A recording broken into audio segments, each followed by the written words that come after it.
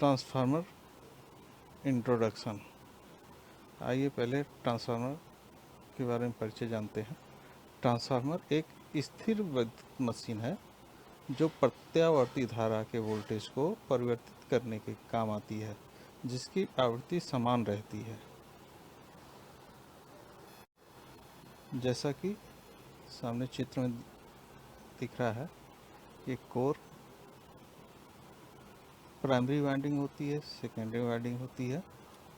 लोहे के क्रोड पर तारें कॉपर की लिपटी हुई बनी रहती हैं और प्राइमरी से वोल्टेज दिया जाता है, सेकेंडरी से आउटपुट निकलता है। तो इस प्रकार ट्रांसफार्मर का ये एक डायग्राम है।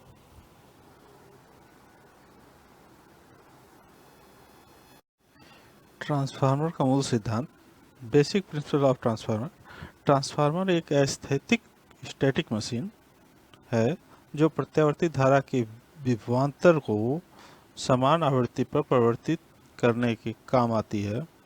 अर्थात ट्रांसफार्मर निम्न वोल्टता वाली प्रबल प्रत्यावर्ती धारा विद्युत को उच्च वोल्टता की निर्बल धारा में अथवा उच्च वोल्टता की निर्बल धारा को निम्न वोल्टता वाली प्रबल विद्युत धारा में दी हुई आवृत्ति के समान पर स्थानांतरित करती है।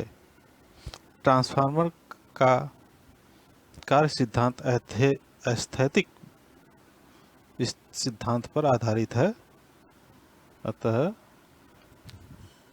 एस्थेटिक प्रेरणा सिद्धांत पर कार्य करता है। जैसा कि डायग्राम में दिखाई दे रहा है, प्राइमरी वाइंडिंग, सेकेंडरी वाइंडिंग। ये वाइंडिंग कॉइल कहलाते हैं।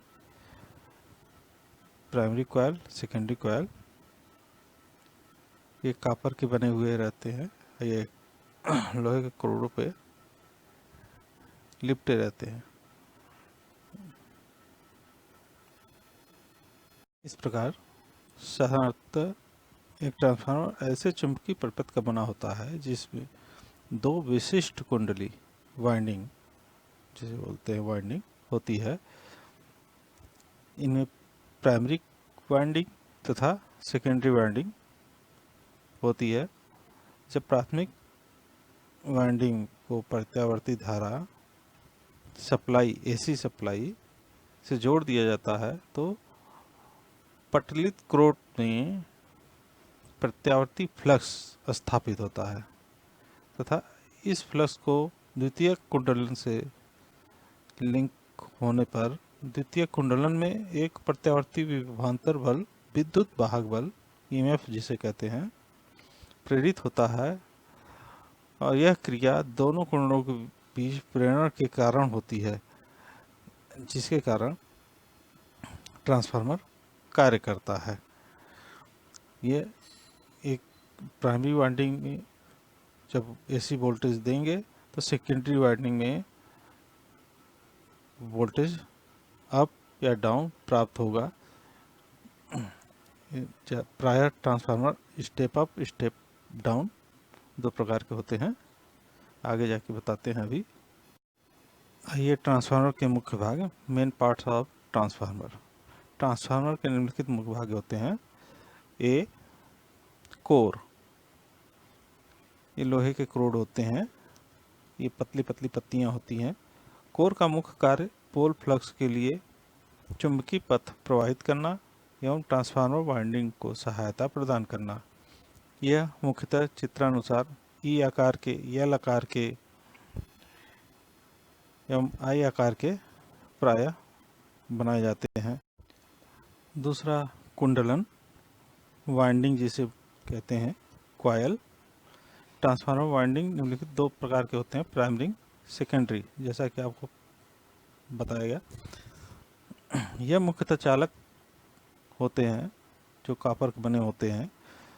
सबसे अच्छा चालक एवं सस्ता हो उस चालक से वाइंडिंग की जाती है। ट्रांसफार्मर वाइंडिंग मुख्यतः रूप से वाइंडिंग टर्न पर निर्भर करती है।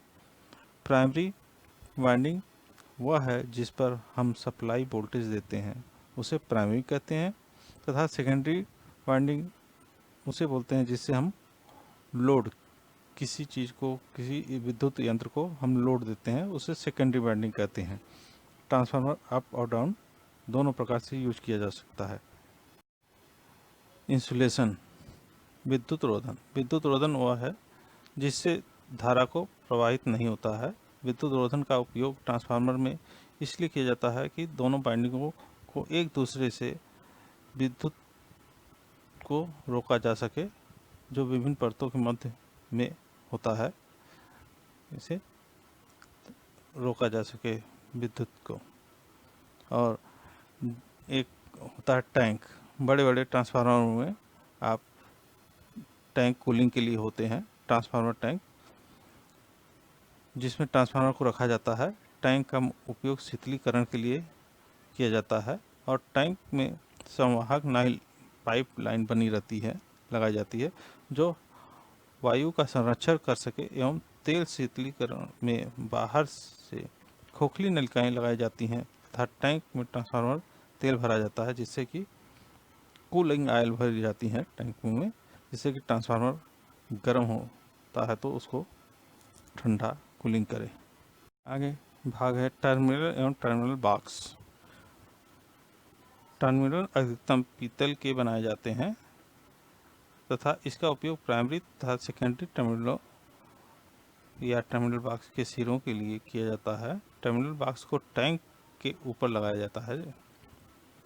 सब पूरी बाइंडिंग लोहे का से हो जाती है जब, तो इसके वाइंडिंग के कोर पॉइंट निकाले जाते हैं, उसको आप टर्मिनल बोलते हैं, प्राइमरी सेकेंडरी का।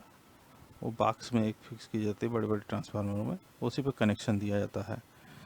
ये ट्रांसफार्मर के मुख्य भाग हो गए। अब आगे टाइप्स ऑफ ट्रांसफार्मर